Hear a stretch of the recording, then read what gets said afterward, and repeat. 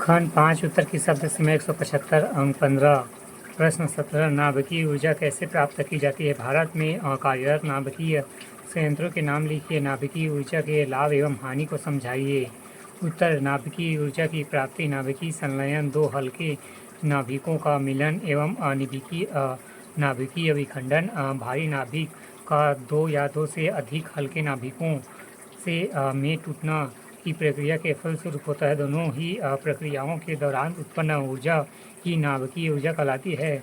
भारत में ऊर्जा की आवश्यकता को देखते हुए नाभिकीय रिएक्टरों का विकास किया जा रहा है, जिनमें से कार्यरत प्रमुख नाभिकीय संयंत्रों के नाम निम्नलिखित है।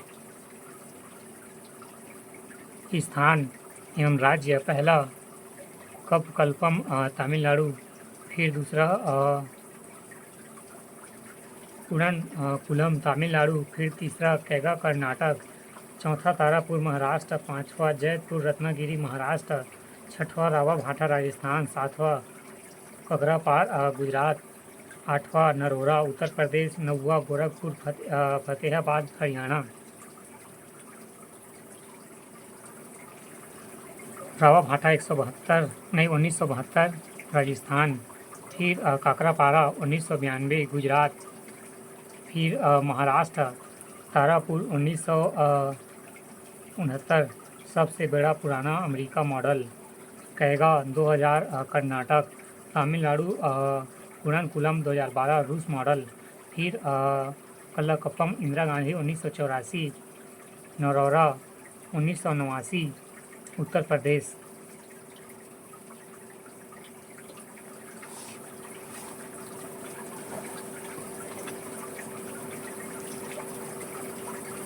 नाभिकीय ऊर्जा के लाभ: पहला, नाभिकीय संयंत्र कम मात्रा में हरितगृह गैस उत्पन्न करती है। दूसरा, दक्षतापूर्ण संसाधन नाभिकीय ऊर्जा कम समय में अत्यधिक मात्रा में प्राप्त किया जाता है। तीसरा, नाभिकीय ऊर्जा बहुत लंबे समय तक ऊर्जा संबंधी ज़रूरतों को आसानी से पूरा कर सकती है। चौथा, कम खर्चीला, अन्य स्रोतों की अपेक्षा कम खर्च पर ऊर्जा उत्पन्न करती है।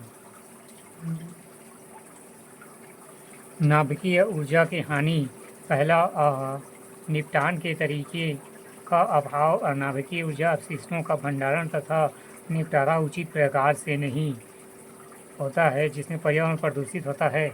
दूसरा, विकिरणों के रिसाव का खतरा, अतिरिक्त नाभिकीय विकिरणों के आकस्मिक रिसाव का खतरा बना रहता है। तीसरा, नाभिकीय विद्युत संयंत्रों की अत्यधिक लागत, पर्यावरण प्रदूषण, यूरेनियम की सीमित मात्रा में उपलब्धता आदि प्रमुख हानि हैं। अथवा जल प्रदूषक क्या है? जल प्रदूषक का मानव, पौधे, तंतु और वातावरण में क्या हानिकारक प्रभाव पड़ता है? उत्तर, जल में किसी प्रकार का अवांछनीय गैस, द्रव्य या ठोस पदार्थों का मिलना ही जल प्रदूषण कहलाता है। जल प्रदूषण से तात्पर्य जल के भौतिक, रासायनिक या जैविक गुणों में होने वाले प्रत्यक्ष या अप्रत्यक्ष परिवर्तन जो जल के संगठन एवं गुणवत्ता का प्रतिकूल प्रभाव उत्पन्न करता है, जल प्रदूषण कहलाता है।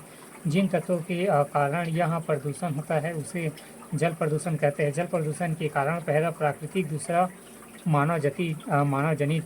जल प्रदूषण के प्रभाव सामान्यतः जल प्रदूषण से हानिकारक प्रभाव पड़ते हैं, चूँकि जल जीव जंतु, मानव, वनस्पति आदि सभी प्रकार के आवश्यक हैं, अतः जल प्रदूषण का प्रभाव सभी पर पड़ता है।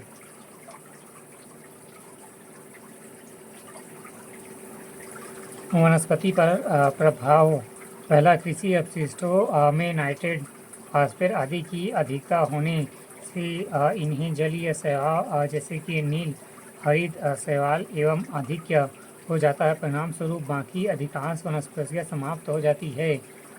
घरेलू अपशिष्ट, अपरजनक आदि से जल क्षारीय एवं अनुपयुक्त हो जाता है। इससे अनेक जलीय वनस्पति नष्ट हो जाती है।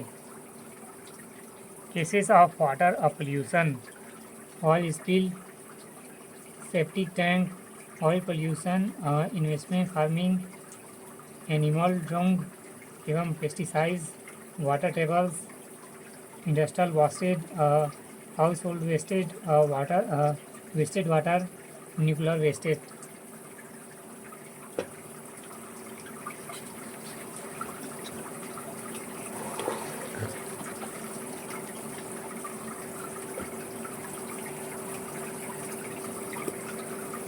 तीसरा, प्रदूषण जल में कोई भी अधिकता के कारण सूर्य की रोशनी पूरी तरह से जल में प्रवेश नहीं कर पाती है। इससे प्रकाश संश्लेषण की क्रिया में कमी आती है। मानव पर प्रभाव, स्वास्थ्यगत समस्याएं।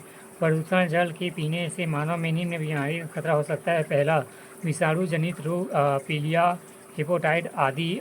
फिर दूसरा, जीवाणु जनित रोग, टाइफाइड, हैजा, दस्त, पेचिश आदि। तीसरा, चर्म रोग, आँखों का रोग एवं द्वितीयक संक्रमण आदि।